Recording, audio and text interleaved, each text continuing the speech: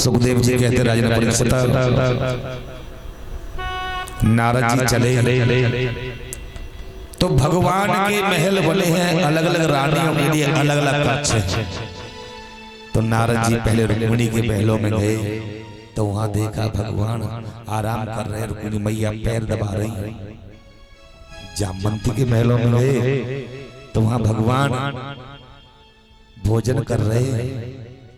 सत्यभामा के महलों में गए तो हम बच्चों के साथ खेल रहे हैं। यानी जिस जिस भवन में जाए नारद जी वहीं भगवान का दर्शन होता है। और नारद जी एकदम चक्कर में पड़ गए, कहीं भगवान को मालूम नहीं पड़ जाए कि मुझे देखने आए।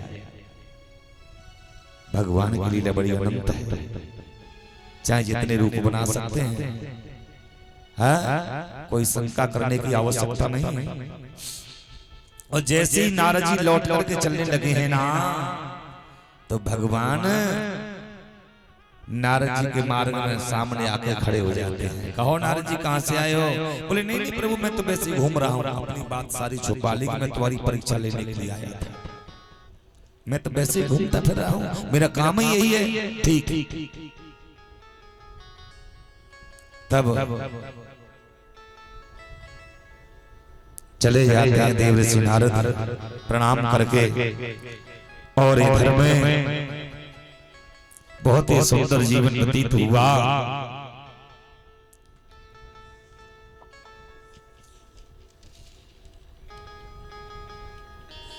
उनके प्रद्युम्न जी के पुत्र हैं जिनका नाम है अनिरुद्ध।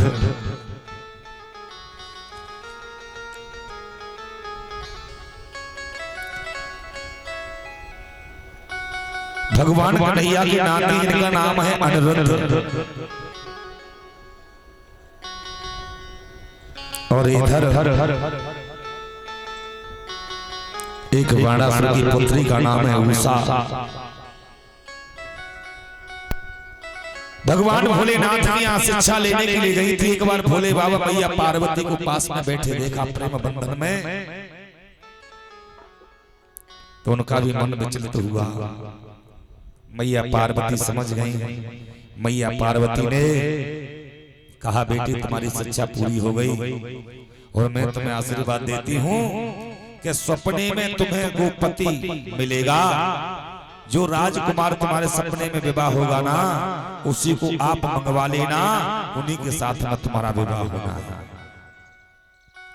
तो आज सुखदेव जी कहते राजन परीक्षित, उषा अपनी सखियों के साथ खेलती खेलती, क्योंकि बच्चियां खेलती हैं, जो कि ज्येष्ठ के महीना में बहुत ही सुंदर खेल खेला जाता है, जो कि गुड़िया और गुड्डा का खेल खेलती है ना बच्चियां।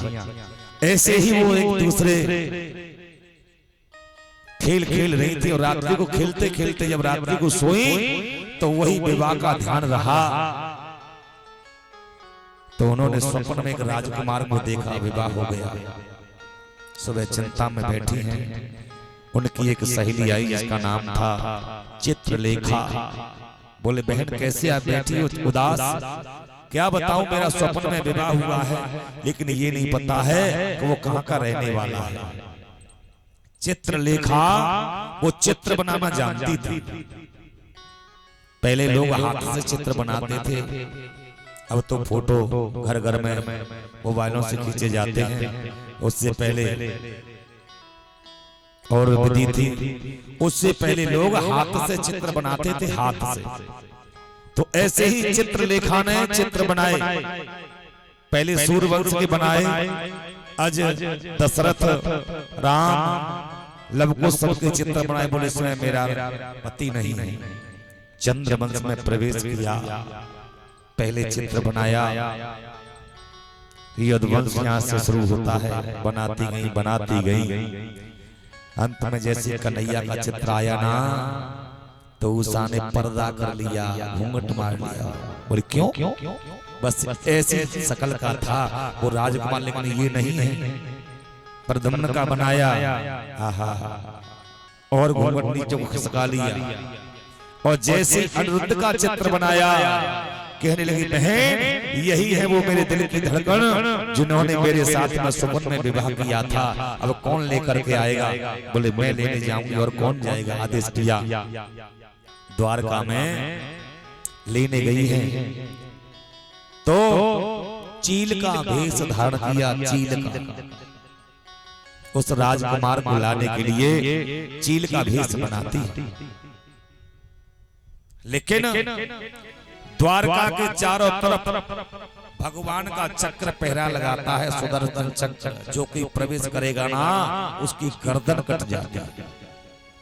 नारद जी को सारा हाल मालूम है। नारद जी ने उस चित्रलेखा को रोक लिया। मुझे मालूम है तुम कहां जा रही हो, लेकिन आप ऐसे नहीं जा सकती हो। क्यों? इस द्वारका के अंदर महात्मा लोग जा सकते हैं जो कि भगवान का नाम ले रहे हों। यदि कोई व्यक्ति जाएगा ना तो उसकी गर्दन कट जाएगी।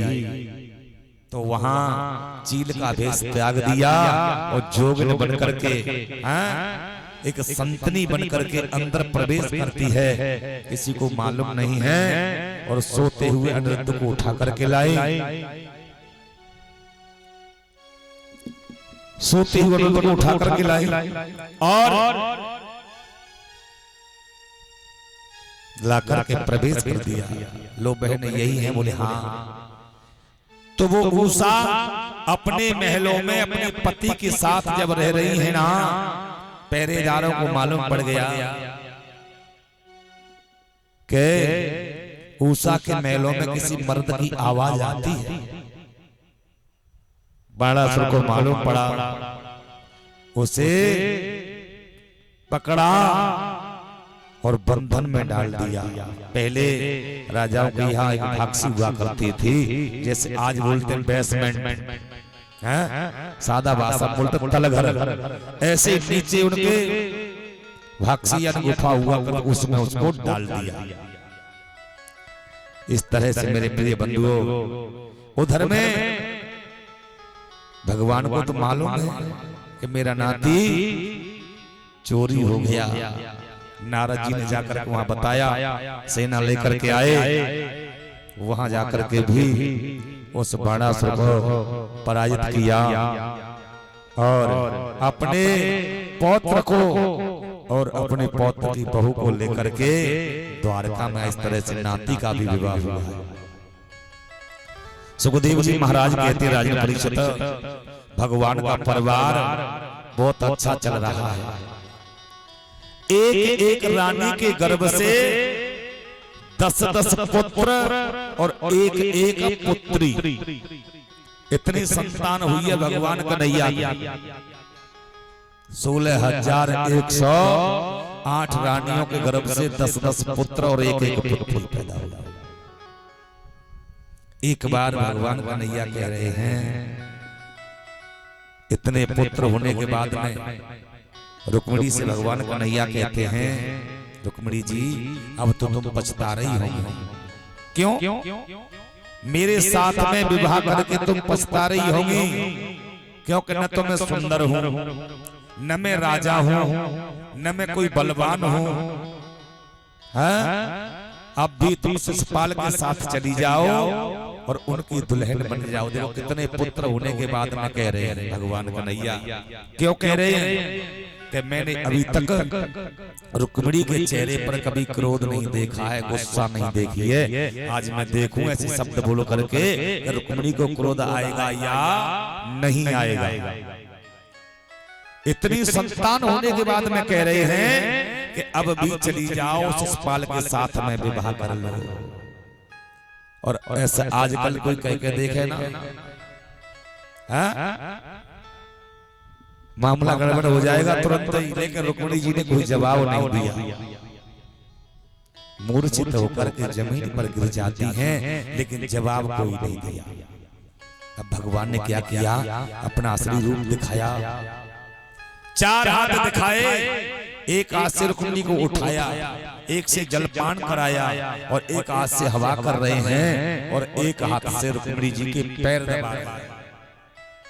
देखो कन्हैया हैं, रुक्मिणी जी के पैर दबा रहे हैं। क्यों कि पति पत्नी का जोड़ा होता है, लेकिन आज का मर्द स्वयं पूजने को तैयार है। कहते हैं कि दोनों को विपत्ति में साथ देना चाहिए। हाँ, जब पत्नी को कोई परेशानी हो, कोई कष्ट हो ना, तो पति को सेवा करने में कोई आपत्ति नहीं। अब तो खुश हैं सब, आज ही कहने जाए कि सेवा करो, महाराज जी कह रहे, कछु तो बहाने बना जाए। हाँ, एक दूसरे के पूरक होते, सेवा कराने में कोई बुराई नहीं।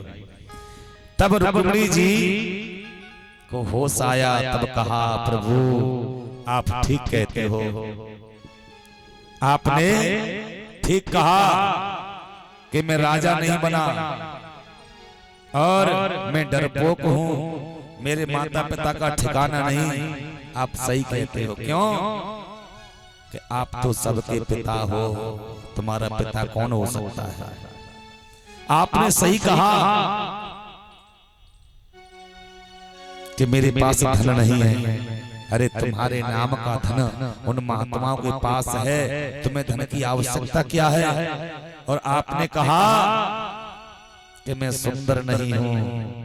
रुक्मिणी जी कहती है कन्हैया ये तो ठीक है कि तुम सुंदर नहीं हो, हैं? और ये तुम सुंदर होते ना तो तुम्हारे चक्कर में करोड़ों के गले कट जाते। वो तो बहुत अच्छी बात है कि आप काले हो, हैं?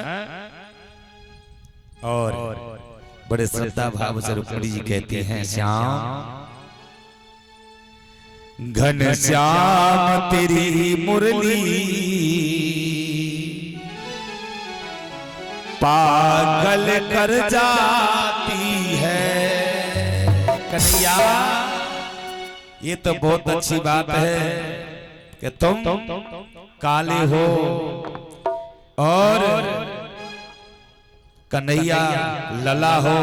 ये तुम सुंदर होते और लली होते ना तो करोड़ों के गले कट जाते तुम्हारी इस मोहिनी मूरत को देख देख करके। हाँ कि घन श्याम तेरी बंसी